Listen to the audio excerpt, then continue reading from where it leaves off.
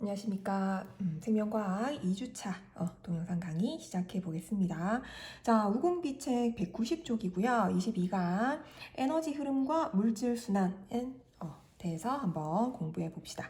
자, 에너지 흐름에 대해서 나오는데, 자, 에너지 흐름 우선 동그라미 해보시고, 에너지는 흐른대요. 순환하지 않고 봅니다. 자, 생태계에서 에너지는 순환하지 않고 한쪽 방향으로만 흐릅니다. 되죠? 자, 우리는 생태계가 유지되기 위해서는 외부로부터 끊임없이 에너지가 공급이 돼야 돼요. 그 에너지가 뭐냐? 여기 작은 글씨 보이죠? 태양의 빛에너지입니다. 자, 그러면 이 생산자는 광합성을 통해서 이 빛에너지를 가지고 뭐 한다? 화학에너지로 전환을 시킵니다. 되겠죠? 그래서 유기물 형태로 우리가 에너지를 저장하는데 이 유기물이 바로 보통 우리가 이제 광합성을 하면 뭐가 만들어진다? 네, 양분이 만들어지죠. 그 양분이 뭐 대표적으로 뭐 포도당 같은 거 해서 그런 형태로 이제 저장을 합니다. 그리고 이 유기물에 저장된 화학 에너지 중에 일부가 먹이사슬을 따라서 이동을 합니다. 해서 일부는 호흡을 통해서 열 에너지로 방출되기도 하죠. 그리고 동물의 사체나 그리고 고사된 식물들 그리고 배설물 이런 것들이 분해자에 의해서 분해되는 과정에서 호흡을 통해 또 열 에너지로 방출되기도 한다라는 거. 해서 고사된 거는 뭔지 알죠? 고사 밑에 용어 알기 나와 있는데 말라 죽는 거 얘기해요. 되죠? 주사자. 자, 해서 이런 것들로 우리가 에너지가 빛에너지에서 공급이 되면 이걸 생산자가 이용하고 생산자가 또 어떤 유기물 형태로 바꾸고 그다음에 그 화학 에너지에서 또 다른 소비자로 넘어가고 그리고 열 에너지로 빠져나가고 이렇게 항상 흐르게 된다라는 거. 순환이 아니에요. 알겠죠? 우리가 그 빠져나간 열 에너지를 다시 쓸 수는 없잖아요. 그죠? 자, 그러면 우리 두 번째 에너지 효율 한번 보겠습니다. 자, 에너지 효율은 뭐냐? 자, 먹이사슬의 한 영양 단계에서 다음 영양 단계로 이동하는 에너지의 비율을 얘기해요. 자, 에너지 효율 구하는 건 별로 어렵지 않지만 그래도 알아둬야 됩니다. 에너지 효율은 전 영양 단계가 보유한 에너지의 총량 분의 현 영양 단계가 보유한 에너지의 총량 곱하기 100을 해주면 돼요. 되겠죠? 이전에 가지고 있던 에너지의 양분의 현재 내가 가지고 있는 에너지의 양 곱하기 100입니다. 되나요? 자, 밑에 이 그림 보이죠? 그림 보면 자, 태양 에너지가 지금 얼마 있냐면 10만 있습니다. 10만 되죠? 자, 이걸 가지고 생산자가 요 만만큼 이렇게 받아요. 되겠죠? 만을 이제 에너지를 가지고 이제 요게 1차 소비자로 넘어갑니다. 그때 얼마 넘어가냐면 1000이 넘어가요. 되나요? 다른 건 뭐 호흡이나 아니면 고사되고 하면서 에너지가 빠져나가고 1차 소비자가 1000만 가지고 가는데 그러면 1차 소비자의 에너지 효율을 구하라 하면 이전 영양 단계의 에너지의 총량 분의 현 영양 단계 내가 가지고 있는 에너지의 양 곱하기 100이란 얘기입니다. 그래서 만분의 1000 곱하기 100을 하면 된다고요. 요렇게 되죠. 어렵지 않죠? 그 다음 2차 소비자도 똑같습니다. 이전 영양 단계 그러니까 1차 소비자의 에너지 총량 1000분의 현재 내가 가지고 있는 에너지의 양 200 곱하기 100을 하면 된다고요. 해서 20%. 3차 소비자도 마찬가지 200분의 50 곱하기 100을 하면 된다고. 괜찮죠? 그래서 이런 것들은 뭐 쉽게 구할 수 있는 문제 되겠죠? 괜찮습니다. 자, 그러면 이제 밑에 생태 피라미드. 네, 생태 피라미드 한번 볼게요. 자, 먹이사슬에서 각 영양 단계의 개체 수나 생물 양이나 그리고 에너지 양을 하위 영양 단계부터 상위 영양 단계로 쌓아 올린 거. 되죠? 자, 생태 피라미드. 우리가 개체 수 피라미드도 있고 생물량 피라미드도 있고 에너지 양 피라미드도 있는데 여기에서 생물량이 나오죠. 근데 이 생물량을 다른 말로 또 많이 바꿔서 씁니다. 어떻게? 생체량이나 현존량으로도 바꿔서 써요. 그래서 그냥 하나로 통일하면 참 좋겠지만 이렇게 좀 말을 바꿔서 나올 수 있으니까 또 용어를 알고 있어야 됩니다. 알겠죠? 생물량, 생체량, 현존량. 되나요? 자, 그럼 밑에 한번 볼까요? 개체수 피라미드. 네, 당연히 이제 위로 올라갈수록 개체수는 이렇게 줄어듭니다. 3차 소비자로 갈수록 줄어들죠. 그 다음에 생물량 피라미드. 자, 생물량은 우리가 뭐냐면, 자, 모든 생물에 포함하고 있는 유기물의 총량을 얘기합니다. 되겠죠? 어떤 한 집단에서 유기물 가지고 있는 총 총량을 생물량이라고 하는데 마찬가지 상위 영양 단계로 갈수록 이렇게 작아진다라는 거. 에너지 피라미드 마찬가지입니다. 해서 오른쪽에 보면 일반적으로 하위 영양 단계에서 상위 영양 단계로 이동할 때 이 개체수, 생물량, 에너지량이 감소합니다. 그래서 이렇게 피라미드 형태를 이루고 있다라는 거 되죠. 자, 근데 이렇게 다 피라미드 형태다, 이렇게 위로 올라갈수록 이렇게 적어진다라고 나오면 너무 쉽죠. 그런데 또 아닌 애들이 있어요. 그게 누구냐면 짜자잔, 얘네입니다. 얘네. 자, 해양 생태계의 생물량 피라미드 보이죠? 자, 해양 생태계에서 생물량 피라미드는 이렇게 생겼어요. 이렇게가 아니라 밑에 이렇게 생산자가 이렇게 작아요. 1차 소비자보다. 자, 왜냐하면 요 생산자는 뭐에 해당할까요? 해양 생태계의 생산자는? 대답하고 있습니까? 자, 요거는 누구냐? 식물성 플랑크톤.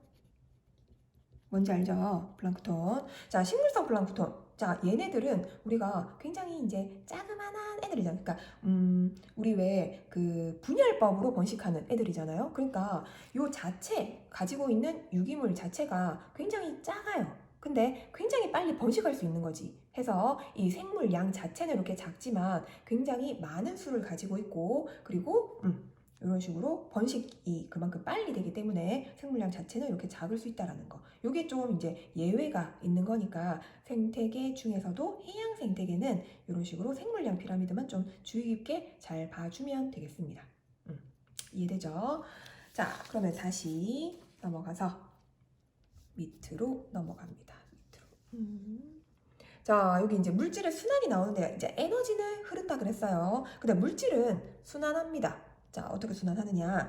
먼저 물질의 생산과 소비에서 식물부터 나오는데요. 자, 식물은 총 생산량 기억이 나나요? 이거 제일 처음 이 생태계 파트에서 맨 처음 강의에서 총 생산량이라고 해서 이제 나왔었는데 쌤이 설명을 했었는데 왜 총 광합성량이랑 같다라고 했던 거 기억납니까? 자, 생산자가 광합성을 통해서 생산한 유기물의 총량을 총 생산량이라고 합니다. 다른 말로 뭐라고요? 총 광합성량. 되나요? 그 다음 순생산량이 나옵니다. 자, 총 생산량 중에서 호흡량을 제외한 나머지가 바로 순생산량이에요. 이거 용어 다 알아둬야 됩니다. 총 생산량, 순생산량. 되나요?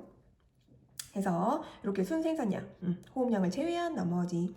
그 다음에 생장량도 마찬가지. 생장량은 이 순생산량에서 이 고사량, 가 말라 죽는 거, 그리고 낙엽량 떨어지고 피식량 잡아먹히는 거, 이런 것들을 제외하고 식물에 저장되는 유기물의 양을 얘기합니다. 실질적으로 내가 생장에 쓸 수 있는 에너지 양이다, 이런 뜻. 그리고 생물량이 나오는데 생물량은 현재 식물군집이 가지고 있는 유기물의 총량을 얘기합니다. 되겠죠? 그래서 용어, 요 총생산량, 순생산량, 그리고 뭐 생장량까지는 좀 많이 나오는 편 되죠? 그래서 어쨌든 용어 한번 잘 봐두시고 개념 플러스 한번 볼까요? 자, 개념 플러스 첫 번째는 뭐 생태계는 태양의 빛에너지에 의해서 유지되는 거 다 얘기했으니까 넘어갑니다. 이거는. 그 다음에 에너지 전환하는 것도 압니다. 빛에너지에서 화학에너지 그리고 열에너지로 바뀐다. 근데 이 열에너지를 우리가 다시 쓸 수 없어요. 그래서 에너지는 항상 흐른다라는 거, 그냥 전원될 뿐이야. 그 다음 에너지 효율과 영양 단계에서 일반적으로 상위 영양 단계로 갈수록 에너지 총량은 감소합니다. 그죠? 그런데 에너지 효율은 증가한다 되어 있죠. 자, 이거는 일반적으로야. 되겠죠? 모든 경우가 아닙니다. 되겠죠? 자, 상위 영양 단계로 갈수록 에너지 총량은 감소합니다. 무조건. 되겠죠? 무조건이래요. 그러니까 어떤 개체수 피라미드든 뭐 생물량 피라미드든 에너지 피라미드든 우리가 정확하게 이거 조금 애매한데 누가 1차 소비자지 누가 2차 소비자지 잘 구분이 안 된다. 그러면 우리는 무조건 에너지 피라미드를 보고 그 에너지 총량을 이렇게 비교했을 때 위쪽으로 갈수록 상위 영양 단계로 갈수록 무조건 작아진다라는 거, 그렇게 파악을 하면 됩니다. 알겠죠? 그리고 에너지 효율은 증가하는 편이야. 꼭 그런 거는 아니라는 거 해서 아닌 경우가 덜어 나와요. 문제를 풀다 보면. 그래서 항상 시간이 없으면 문제 이렇게 푸는데 시간이 조금 빠듯하다 그러면 에너지 효율 특별히 안 구하고 그냥 상위 영양 단계로 갈수록 적어진다라고 생각하면 되는데 시간이 있으면 무조건 계산을 해봐야 돼요. 이게 2차 소비자보다 3차 소비자가 에너지 효율이 떨어지는 경우가 간혹가다 있습니다. 그래서 그런 것들은 꼭 계산을 해봐야 된다라는 거. 그 다음 밑에 에너지 흐름과 영양 단계 보면 자, 각 영양 단계에서는 유기물에 포함된 에너지를 생명 활동에 이용을 하기 때문에 상위 영양 단계로 이동할수록 에너지 양이 무조건 감소합니다. 해서 먹이사슬은 대부분 3에서 5차 소비자 정도까지만 연결이 된다라는 거 참고로 받고 다음 페이지 넘어가겠습니다. 자, 그리고 이제 동물로 넘어가면 동물은 섭식량이라는 게 있어요. 섭식량. 되겠죠? 내가 먹는다 이런 얘기죠. 소비자가 섭취한 유기물의 총량을 우리는 섭식량이라고 얘기를 합니다. 그 다음에 동화량. 우리 동화 기억나요? 동화작용 할 때 그 동화 기억죠? 해서 요거는 이제 어떤 물질을 합성하는 거 해서 섭식량 중에서 배출량을 제외한 나머지를 우리는 동화량이다 라고 얘기를 합니다. 되겠죠? 용어가 좀 새로워서 어렵진 않은데 조금 그렇죠. 동화량 이런 거 알아둬야 돼요. 그 다음에 배출량, 아까 이게 배출량을 제외한다 했는데 배출량은 말 그대로 섭식량 중에서 소화되지 않고 그냥 체외로 배출되는 걸 우리는 배출량이라고 해요.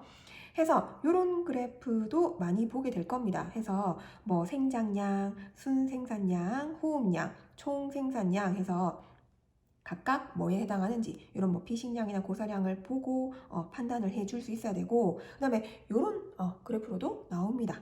보면 식물은 이렇게 총 생산량 중에서 호흡량을 제외하는 게 이제 순생산량이고 순생산량 중에서 피식량 잡아먹히는 거, 고사 낙엽량 그리고 생장량 이렇게 나눌 수 있다는 거. 그리고 피식량에서 이제 피식량을 1차 소비자가 먹겠죠. 그래서 초식 동물에 해당합니다. 요 에너지가. 되겠죠. 거기에서 다시 또 호흡량, 그리고 피식, 그리고 자연사, 생장량, 배출량 이렇게 나뉘는데 아까 말했지만 요 전체를 우리는 섭식량이라고 이제 그 식물의 피식량이 곧 요 초식동물 그러니까 그 다음 소비자의 섭식량에 해당한다라는 거. 그리고 거기에서 배출량을 제외하면 동화량이고 되겠죠.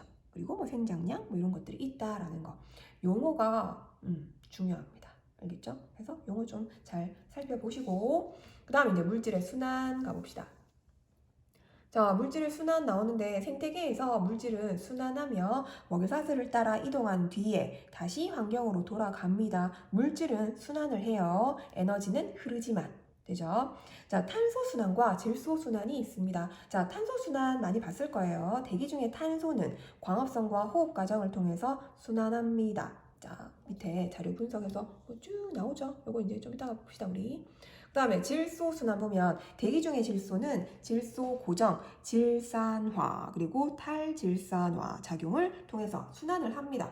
자, 우리가 탄소 순환은 그래도 많이 본 적이 있을 거예요. 좀 익숙할 텐데 질소 순환이 이제 좀 또 외워야 될 것들이 좀 덜어 있거든요. 그래서 탄소 순환부터 우선 빠르게 한번 넘어가 봅시다. 우리 탄소 순환. 네. 자, 탄소순환은 요 1번 보이죠? 자, 대기 중에 이산화탄소는 생산자의 광합성을 통해서 유기물로 합성됩니다. 쉽죠? 광합성에서 유기물로 넘어온다. 한번 동그라미 해볼까요? 탄소니까 이산화탄소가 유기물로 합성돼요. 그 다음에 이 유기물은 먹이사슬을 따라 생산자에서 소비자로 전달되면서 생장에 이용돼요. 그리고 이 과정에서 호흡에 의해서 발생한 또 이산화탄소는 다시 환경으로 돌아갑니다. 그리고 동식물의 사체나 배설물은 분해자의 또 호흡을 통해서 또 분해가 되고 이때 또 발생한 이산화탄소는 환경으로 돌아갑니다. 그리고 일부 동식물의 사체는 화석 연료가 되었다가 연소되면서 이산화탄소 형태로 또 방출이 된다. 화석 연료 자체도 마찬가지 또 탄소죠, 탄소. 되죠? 그래서 뭐 이런 식으로 계속 이렇게 이산화탄소로 빠져나가고 그걸 다시 식물이 광합성을 통해서 흡수하고 되겠죠. 그래서 식물이 많아야 된다라는 거. 되죠? 자, 그 다음에 대기 중에 질소가 이렇게 나오는데, 자, 우리는 요 질소 순환이 이 탄소 순환보다는 훨씬 더 시험 문제도 많이 또 출제가 되고 중요하니까 요거를 글로 이렇게 보기보다는 이렇게 그림을 한번 그려봤습니다. 자, 여기 지금 질소 보이죠? 자, 질소는 우리가 다른 애들이랑 잘 반응을 한다, 안 한다? 잘 반응을 안 한다라고 알고 있죠. 왜냐면 애는 삼중결합으로 이루어져 있기 때문에 다른 애들이랑 잘 반응을 안 해요. 왜냐면 얘는 혼자 있어도 굉장히 안정하니까. 자, 근데 우리는 이 질소를 이용해야 하니까 이 공기 중에 있는 질소를 밑에 보이듯이 암모늄 이온이다. 알고 있죠? 얘는 누구다? 질산 이온으로 바꿔서 이용을 해야 됩니다. 되겠죠? 자, 그러면 얘를 그냥 바꿀 수는 없으니까 누구의 도움을 받아야 돼요. 누가? 이 질소가 이 암모늄 이온으로 이렇게 바뀌는 작용을 우리는 뭐라고 하냐면 질소 고정이라고 얘기를 합니다. 질소 고정. 자, 이 질소 고정은 그러면 누가 이렇게 도와줬냐? 질소 고정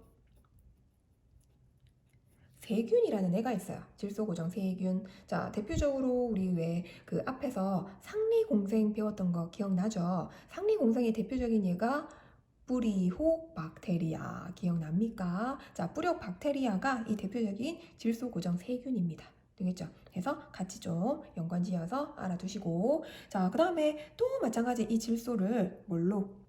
요 질산이온으로 또 바꿀 수 있는 이러한 방법이 또 마찬가지 똑같습니다. 질소 고정. 근데 이 질소 고정은 자, 얘는 지금 이렇게 그 생물체에 의해서 세균에 의해서 이렇게 바뀌었다면 얘는 생물이 아니라 어떤 거?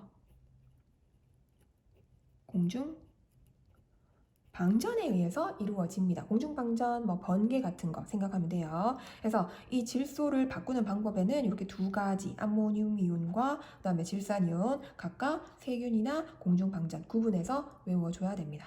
되겠죠? 중요합니다. 그 다음에 자, 이렇게 바뀐 암모늄 이온을 다시 질산이온으로 바꾸는 경우도 있어요. 어떻게? 요거는 우리가 지금 암모늄 이온이 질산으로 바뀌었잖아요. 그래서 이거를 질산화작용이라고 얘기를 합니다. 질산화작용. 질산화작용은 뭐에 의해서? 얘도 분해자인 세균. 질산화 세균에 의해서. 근데 우리가 예전에는 이게 질산화라고 안 하고 질화세균이라고도 했거든요. 그래서 학교에서 어떻게 가르치실지는 잘 모르겠으나 아무튼 여기 지금 책에는 질산화라고 나왔으니까 그냥 질산화 할게요. 그래서 암모늄 이온이 질산으로 바뀌니까 질산되었다. 될 화자 질산화 작용 되겠죠? 어렵지 않죠? 자, 이렇게 바뀔 수 있다라는 거 알아두시고, 자, 그 다음 이렇게 그러면 질소를 계속 암모늄 이온, 질산 이온으로 바뀌다 보면 그러면 질소가 양이 좀 줄어듭니까? 아니잖아요, 그죠? 그래서 여기 반대로 이 질산 이온이 질소로 바뀌는 경우도 있어요. 이렇게 되겠죠? 얘는 뭐냐? 자, 원래는 이온이었는데 내가 이용할 수 있는 이온이었는데 다시 질소로 돌아간다 해서 이온을 탈피한다 이렇게 생각하세요. 그래서 이거는 탈질산화 작용이라고 합니다. 탈질산화, 질산을 탈피한다 뭐 이런 식으로 생각하세요. 알겠죠? 외워야 됩니다. 어쩔 수 없어요. 자, 질산화 작용은 그러면 얘도 마찬가지 누구에 의해서? 탈질산화 세균에 의해서 이루어진다라는 거까지 기억합니다. 뭐 다 세균이고 각각 이름 질소, 고정, 그리고 질산화, 그리고 탈질산화 이렇게 구분하는 거 알아두십니다. 알아둬야 돼요. 중요하니까. 자, 그 다음에 자, 그러면 이렇게 지금 이제 이온으로 바뀌었어요. 바뀌면 이걸 누가 이용을 해야겠죠? 누가? 식물이 이용을 합니다. 얘를 물과 함께 이렇게 흡수를 합니다. 흡수를 하면 이 식물이 이걸 가지고 뭘 한다? 질소를 포함하고 있는 어떤 유기물들을 막 합성하겠죠. 자, 어떤 것들 뭐 단백질이나 뭐 핵산 뭐 이런 것들을 막 합성을 합니다. 그러면 이 합성을 해서 얘가 다시 뭐 동물로 먹히고 뭐 이런 식으로 이제 순환을 한다는 얘기예요. 자, 근데 여기서 또 중요한 게 아까 단백질 그리고 핵산 이런 거를 합성한다고 했잖아요. 우리가 이렇게 합성하는 걸 다른 용어 우리 뭐 쓴다고 했었어요? 아까 위에서 잠깐 언급했는데 합성하면 기억나나요? 동화였어요. 동화. 그래서 이렇게 와서 단백질 핵산을 만든다. 이러한 작용을 질소 동화 작용이다 라고 얘기를 합니다. 질소 동화 작용 되나요? 이거는 이제 뭐 단백질, 핵산 합성하는 걸 얘기해요. 식물체 안에서 뭐 이런 식으로 일어난다라는 것까지. 자, 이렇게 정리하면 완벽합니다. 되겠죠? 이렇게 전체적으로 이거는 별표하시고 나중에 요거 봐두시고 그 정리 한번 하세요. 알겠죠? 책에다가. 자, 그러면 다시 한번 책을 보면서 그냥 말로 한번 설명도 해볼게요. 자, 대기 중의 질소는 질소 고정 세균에 의해서 암모늄 이온으로 전환되거나 아니면 공중 방전에 의해서 질산 이온으로 전환됩니다. 되죠? 암모늄 이온은 질산화 세균에 의해서 또 질산화 세균에 의해서 아질산 이온과 질산 이온으로 전환된다라고 되어 있는데 이거 생략하는 경우가 많아요. 보통 뭐 그냥 질산 이온까지만 얘기하고 아질산 안 하는 경우도 있지만 나오니까 그냥 봐둡니다. 되죠? 그다음에 식물에 흡수된 암모늄 이온이나 질산 이온은 단백질 핵산과 같은 물질 합성에 이용이 되죠. 해서 멀기사슬을 따라 또 이동을 합니다. 이게 바로 뭐다? 질소 동화 작용이다. 되죠?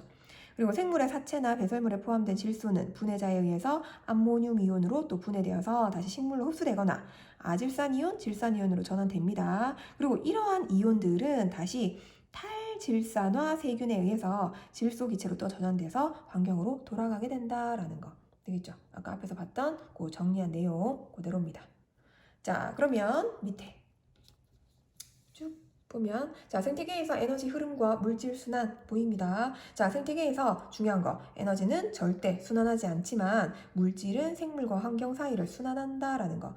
누가 순환하지 않고 누가 순환하는지 에너지인지 물질인지 구분해야 됩니다. 되죠? 여기 보면 빨간색이 에너지입니다. 에너지는 들어와서 빠져나가고 이동하고 빠져나가고 이동하고 빠져나가고 분해자에 의해서 또 마찬가지 빠져나가고 그냥 흘러가요. 알겠죠? 얘는 다시 돌아가고 이런 거 없어요. 자, 근데 물질은 뭐 미생물 환경에서 들어와서 얘가 또 뭐 이렇게 분해자를 통해서 다시 들어간다라는 거. 되겠죠? 순환한다.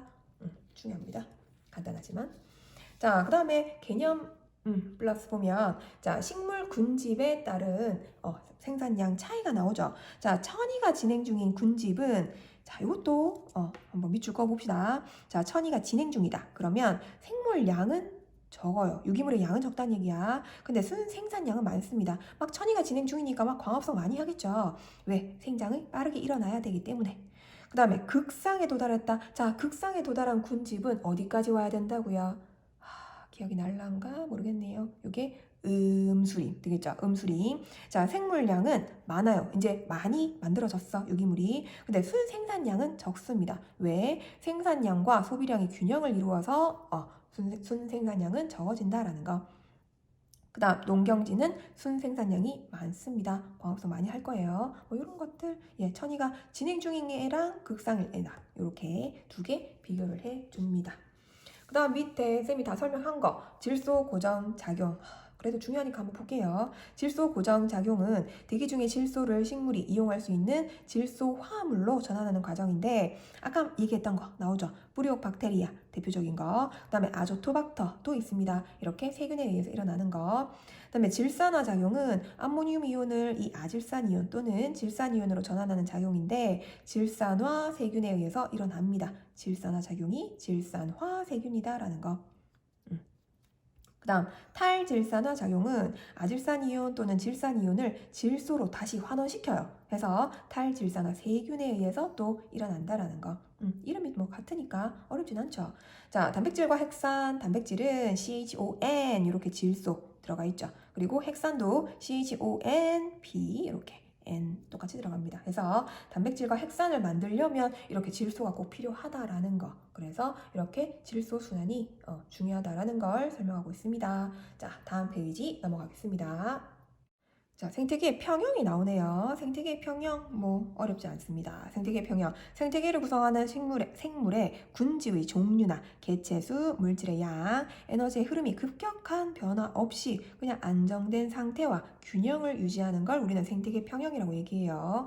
자, 그 평형 유지 원리가 나오는데 안정된 생태계는 일시적으로 생태계 평형이 깨지더라도 대부분 이 먹이사슬을 통해서 다시 평형 상태를 회복합니다. 어떻게? 바로 밑에 나오죠. 이렇게. 자, 이것도 어렸을 때 뭐 이런 거 본 적 있지 않은가? 이제 봅시다. 자, 우리가 평형 상태가 이렇게 우리 피라미드 형태 알고 있죠? 자, 이 상태에서 우리가 일시적으로 누가 1차 소비자가 확 증가합니다. 증가하면 자, 어떤 변화가 나타나느냐? 1차 소비자가 밑에 있는 생산자를 막 먹겠죠. 먹으면 감소합니다. 되겠죠? 개체수가 감소하고 그 다음 먹을 것들이 많아지니까 2차 소비자는 증가합니다. 되죠? 자, 근데 다시 이 2차 소비자가 이렇게 증가하면 얘를 또 1차 소비자를 많이 먹을 거니까 줄어들어요. 감소합니다. 그러면 다시 1차 소비자가 감소했으니까 다시 밑에 있는 요 생산자는 다시 늘어날 거다. 왜? 뭘 덜 잡아 먹을 거니까. 그리고 2차 소비자는 얘가 감소했으니까 먹을감이 없네. 그럼 얘도 감소하게 된다라는 거. 되죠? 어렵지 않습니다. 이런 것들은 순서대로 나열하라는 문제가 뭐 나올 수도 있고, 되겠죠? 자, 평형 상태에서 1차 소비자의 개체수가 일시적으로 증가해서 생태계 평형이 깨집니다. 그러면 자, 1차 소비자의 개체수 증가로 인해서 생산자, 먹잇감이 감소하고 그리고 2차 소비자, 먹는 애들은 더 증가하겠죠. 해서 2차 소비자의 개체수 증가로 인해서 1차 소비자 개체수가 감소한다. 뭐 쉽습니다. 그다음에 1차 소비자의 개체수 감소로 인해서 밑에 있는 생산자의 개체수는 다시 증가한다. 덜 먹으니까. 그리고 2차 소비자의 개체수는 감소합니다. 먹을 게 없으니까. 그래서 결과적으로 다시 평형이 회복이 된다라는 거. 어렵지 않죠? 자, 그럼 이제 마지막 요강의 마지막. 자, 생태계 평형의 파괴 요인이 나옵니다. 자, 생태계는 스스로 평형을 회복할 수 있는 능력이 있어요. 근데 생태계가 심하게 훼손이 되면 회복이 불가능해져서 파괴될 수 있다라는 거. 어떤 예가 있냐면 자연재해. 우리 브라질의 아마존 막 불타서 막 난리 났었죠. 자, 산불, 산사태 이런 이 심각한 자연재해는 생태계 평형을 파괴시킵니다. 그리고 인간의 무분별한 활동 이게 문제죠. 자연재해는 뭐 어쩔 수 없어요. 근데 인간이 무분별한 활동 어떤 거? 무분별한 도시 개발이나 환경 오염과 같은 것들은 생태계를 파괴시키죠. 이게 더 문제입니다, 정말. 그 다음에 외래 생물의 유입이 있는데, 자, 외래종들의 유입에 의해서 요 뒤에 또 나올 겁니다. 생태계의 먹이 사슬이 변할 경우에 생태계 평형이 파괴된다. 그래서 왜 우리 황소개구리 알죠? 황소개구리. 그게 이제 유입이 되면서 개구리 수도 굉장히 이제 많이 줄고, 그 다음에 원래 개구리를 누가 먹습니까? 보통 뱀이 먹죠. 알고 있죠? 막 뱀이 막 개구리 잡아먹고 하는 거. 자, 근데 그 황소개구리는 너무 직접 본 적 있습니까? 굉장히 크거든요. 엄청 커요. 엄청 커서 얘네가 막 뱀을 막 잡아먹어요. 그런 거 본 적 있나요? 굉장히 잔인해요, 이거. 보면 아무튼 이 황소개구리가 막 뱀을 잡아먹으니까 이건 무슨 먹이사슬이 완전 파괴돼 버렸죠. 해서 생태계 평형이 깨질 수 있다라는 거. 굉장히 문제가 많았었습니다, 예전에. 되겠죠? 자, 그러면 개념 플러스 한번 보면 개념 플러스. 자, 생태계 평형에 영향을 주는 요인이 나옵니다. 자, 먹이사슬을 통해서 평형을 유지하기도 하지만 환경 요인에 의해서 영향을 받기도 한다라는 거. 그래서 남극의 펭귄 있죠. 펭귄 요즘 펭수 뭐 난리던데. 자, 펭귄은 낮은 기온 때문에 번식률이 낮아요. 해서 개체수가 일정 수준을 유지하고 있다라는 거. 이런 식으로 환경 요인에 의해서 영향을 받기도 한다라는 거. 봐두시고, 자, 밑에 있는 마찬가지 개념 확인 잘 한번 봐두세요. 알겠죠? 자, 그러면 그냥 넘어가지 마시고 꼭 푸세요. 다음 페이지, 다음 강으로 넘어가겠습니다. 자, 2주차 강의 첫 번째 우리 암호 있죠? 암호 키워드 우리 쌤이 얘기한 거 그 첫 번째 거는 청포도입니다. 청포도. 자, 23강 이제 마지막 강의입니다. 자, 생물 다양성과 보전입니다. 딱 봐도 뭐 별로 어려울 것 같진 않죠. 자, 생물 다양성 이거는 진짜 또 중요합니다. 어렵진 않은데 꼭 외워둬야 되는 거. 전체 별표. 자, 생물 다양성. 자, 첫 번째 그냥 생물 다양성부터 먼저. 자, 일정 지역에 존재하는 생물의 다양한 정도를 의미하는데 유전적 다양성, 종 다양성, 생태계 다양성 요거를 다 포함하는 게 생물 다양성이다라는 거. 되나요? 자, 요 세 가지를 구분해 줄 수 있으면 돼요. 근데 어렵지 않아요. 각각 네모해 봅시다. 이렇게. 자, 그러면 유전적 다양성부터 보면 하나의 생물종. 자, 하나의 생물종 사이에서 유전자가 다양하게 나타나는 정도입니다. 되겠죠? 같은 종 사이에서 나타나는 게 유전적 다양성이에요. 한 종. 우리 개체군 했었던 거. 자, 해서 같은 생물종 사이에서도 유전자 차이에 의해서 다양한 형질이 나타납니다. 해서 유전적 다양성이 높을수록 급격한 환경 변화나 질병에 대해서 살아남을 가능성이 굉장히 크다라는 거.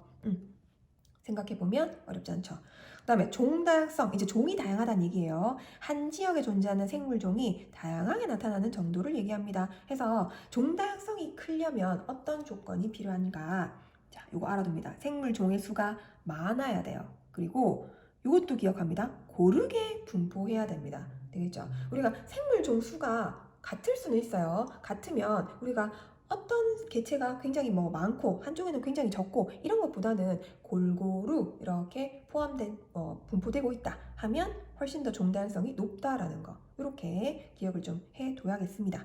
그 다음에 종다양성이 높을수록 생태계가 안정적으로 유지되는 거 당연한 얘기죠. 종이 다양해야지 내가 먹을 수 있는 거 예를 들어 한 종이 없어지더라도 나는 다른 걸 또 먹이로 먹을 수 있으니까. 자, 그 다음에 생태계 다양성, 일정 지역에 존재하는 생태계가 다양하게 나타나는 정도를 얘기합니다. 자, 생태계의 종류가 다양할수록 종 다양성이 높게 나타나요. 생태계, 여기가 바다다, 육지다 이런 식으로 굉장히 늪이다 이러면 종 다양성이 굉장히 높게 나타나는 거. 다양한 개체들이 살아갈 수 있으니까. 그 다음에 서로 다른 두 생태계가 인접한 지역은 다른 지역보다 종 다양성이 높습니다. 인접해 있으니까 여기도 호수, 가나 이런 식으로 왔다 갔다 하는 어떤 생물 종들도 나타날 수 있겠죠. 그래서 유전적 다양성, 종 다양성, 생태계 다양성 크기로 비교를 한다고 치면 이렇게 되겠죠. 유전적 다양성보다는 종 다양성이 좀 더 클 것이고 그게 이제 생태계 다양성에 포함된다라고 생각해도 됩니다. 그죠? 자, 그 다음 이제 밑에 자료 분석 한번 볼까요? 자료 분석. 자, 종 다양성 비교하는 게 나오는데, 자, 가나 방영구, 우리 또 앞에서 배웠던 거, 이렇게 보이죠? 자, 가 지역과 나 지역에 존재하는 나무의 총 개체 수와 종의 수는 서로 같다네요. 자, 한번 볼까요? 자, 종 A, 여기 지금 그림 보이죠? A, B, C, D가 있는데, 자, 가와 나에서, 자, A, B, C, D가 다 보입니까? A, B, C, C 어딨나요? C, 이게 C인가? 모양이 좀, 맞네요. 여기 C, 그 다음에 여기 D 해서 4가지 종류 다 있고, 나도 마찬가지 A, B, C, D가 다 있습니다. 되겠죠? 해서 지금 총 개체수, 지금 25, 25그룹만큼 다 가지고 있다. 해서 종의 수와 개체 수가 같습니다. 그러면 가 지역은 종 A, B, C, D가 불균등하게 분포합니다. 자, 우리 개수 세알을 시간 없으니까 여기 나와 있는 거 봅시다. 나중에는 문제 나오면 세알을 봐야 돼요. 자, 예를 보면 한쪽은 11그룹 있고 여기는 한 그룹밖에 없고 여기는 근데 나는 보니까 좀 약간 균등하죠. 되겠죠? 해서 나 지역이 고르게 분포하고 있습니다. 그래서 아까도 얘기했지만 개체 수가 같으면 고르게 분포할수록 그만큼 종 다양성이 높다라고 표현한다라는 거. 여기서 한 번 더 얘기합니다. 되겠죠? 그래서 항상 개체 수 먼저 비교하고 거기에서 누가 더 고르게 분포하는가를 살펴봐야 하겠습니다. 되죠? 그럼 밑에 생물 다양성의 중요성 나옵니다. 자, 생태계 평형은 아까도 얘기했지만 종 다양성이 높을수록 안정적인 생태계가 유지가 돼요. 자, 종 다양성이 낮은 생태계 아까도 얘기했습니다. 풀, 메뚜기 먹고 그리고 돼지가 먹고 그리고 수리 부엉이가 이렇게 먹습니다. 자, 이렇게 굉장히 단순하면 한 종이 없어졌다. 메뚜기가 사라졌다. 그러면 누가? 돼지가 없어질 수 있죠. 왜? 난 먹을 감이 없으니까. 되겠죠? 그 얘기입니다. 먹이사슬이 단순해서 특정 생물종이 멸종할 경우에 해당 생물을 잡아먹는 포식자도 마찬가지 연쇄적으로 멸종될 수 있다 해서 평형이 쉽게 깨집니다. 근데 이렇게 종 다양성이 높은 생태계는 내가 먹잇감이 하나 없어지더라도 다른 먹이를 먹어서 우리는 계속 살아갈 수 있다라는 거, 멸종하지 않는다라는 거, 평형이 쉽게 깨지지 않습니다. 너무 쉬우니까 이 정도로 보고, 자, 그 다음 개념 플러스 한번 볼까요? 자, 생물 다양성 요인이 나오는데, 자, 생물 다양성 안에 아까 얘기했지만 유전적 다양성, 종 다양성, 생태계 다양성 각 이름 기억해야 돼요. 그 다음에 유전적 다양성에 얘가 나오는데, 자, 책에는 좀 더 뚜렷하게 보이겠죠? 무당벌레 껍질 색이라든가 고양이의 털색 이런 것들은 유전자 차이에 의해서 나타나는 형질입니다. 이렇게 다양하게 같은 종이라도 이렇게 다양하게 나타난다라는 거 유전적 다양성 되겠습니다. 그 다음에 서로 다른 두 생태계가 아까 인접한 지역 얘기했었죠. 뭐 갯벌이나 습지 이런 것들을 계속 보존해야 됩니다. 서로 다른 두 생태계가 인접한 지역은 두 생태계의 자원을 모두 이용하는 생물종이 존재할 수 있다. 그래서 다른 지역에 비해서 생물 다양성이 높다라는 것까지. 아이고 그림이 안 보이네. 예, 갯벌 이런 식으로 나와 있습니다. 되죠? 다음 장 넘어가겠습니다. 자, 마지막 장입니다. 자, 마지막 키워드 암호는 물티슈입니다. 물티슈. 개인 위생을 철저히 하세요. 자, 생물자원 갑니다. 생물자원은 인간의 생활 및 생산 활동에 이용되는 생물인데 자, 의식주 자원부터 한번 볼게요. 이거 뭐 그냥 이렇게 보고 넘어가도 될 것 같습니다. 식량과 의복 그리고 주택 재료 등을 이용하니까 의식주 자원이다. 자, 예를 들면 벼와 옥수수 같은 거 식량 자원이죠. 목화, 누에로 의복 만듭니다. 그리고 나무, 풀로 주택. 요즘에는 주택으로 사용할 수 있다. 그 다음에 의약품 재료로는 항암제, 항생제 등 다양한 의약품 재료로 제공을 하는데 자, 푸른 곰팡이, 항생제 이것도 많이 알고 있는 것들이죠. 요거 요 정도 알아둘 필요가 있겠네요. 자, 푸른 곰팡이로 항생제 만들고 그 다음에 주목, 나무입니다. 항암제 만들고 그 다음에 버드나무 껍질로 아스피린 만든다라는 거 되겠죠. 요 정도는 내신으로는 좀 많이 나올 수 있겠네요. 그 다음에 유전자원 보면 생명공학 기술에 이용되는 유전자원을 제공합니다. 그래서 병충해 저항성 유전자를 이용해서 농작물을 개발한다라는 거 참고로 보시고 그 다음에 휴식 공간이나 이 관광 자원을 또 이제 이용할 수 있게끔 합니다. 인간에게 이 휴식이나 여가 공간을 제공하죠. 어떤 거? 수목원, 휴양림, 올레길 이런 것들 넘어갑니다.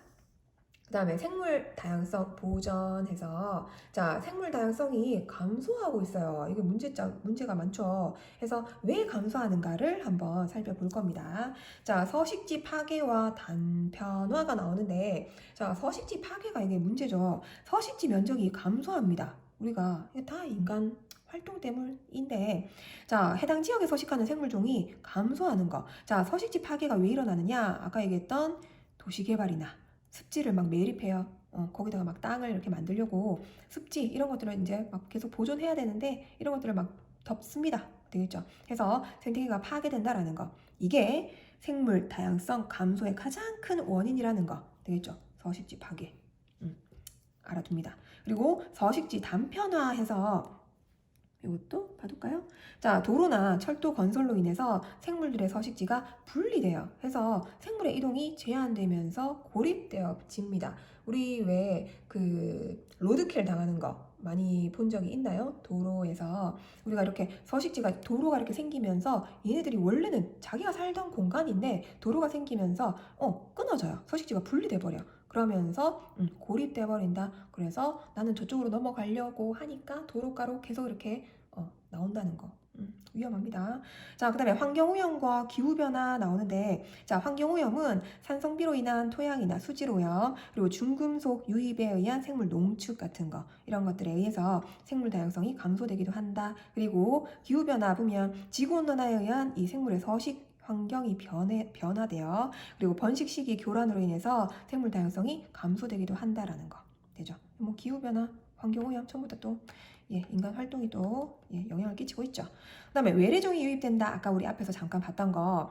자, 대부분 천적이 없어서 대량으로 번식을 합니다. 아까 얘기했지만 황소개구리가 등장하자 뱀은 저게 내가 먹잇감인가? 아니면 내가 먹히는가? 잘 몰라요. 되겠죠? 그래서 천적이라는 게 없다. 그래서 대량으로 번식이 가능하다. 누가 못 먹는 거지. 되겠죠? 그래서 고유종의 서식지를 차지하고 있다.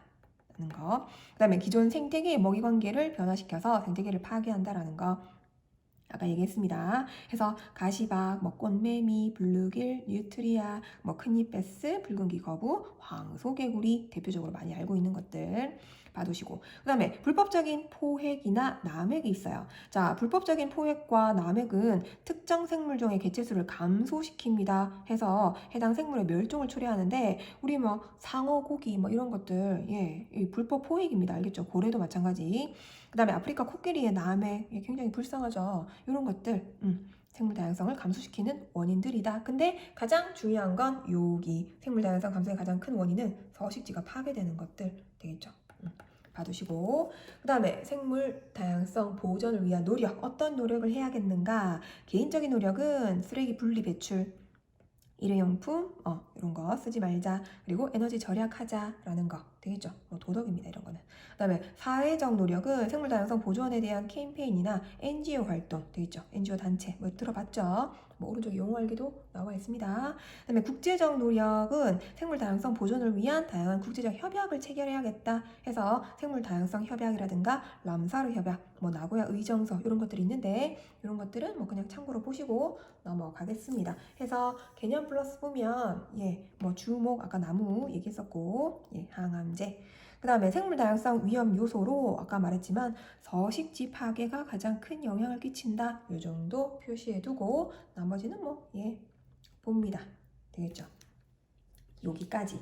자, 밑에 이제 확인학습해서 나오는데 마찬가지 한번 풀어보시고 마무리 잘 합시다. 자, 이렇게 우리 이제 생명과학 수업을 마무리 짓습니다. 수고하셨고 나중에 우리 피드백 할 때 요거까지 정리를 해서 한번 만나고 나중에 유전 문제는 쌤이 보강으로 한번 또 수업을 진행하도록 할게요. 수고하셨습니다.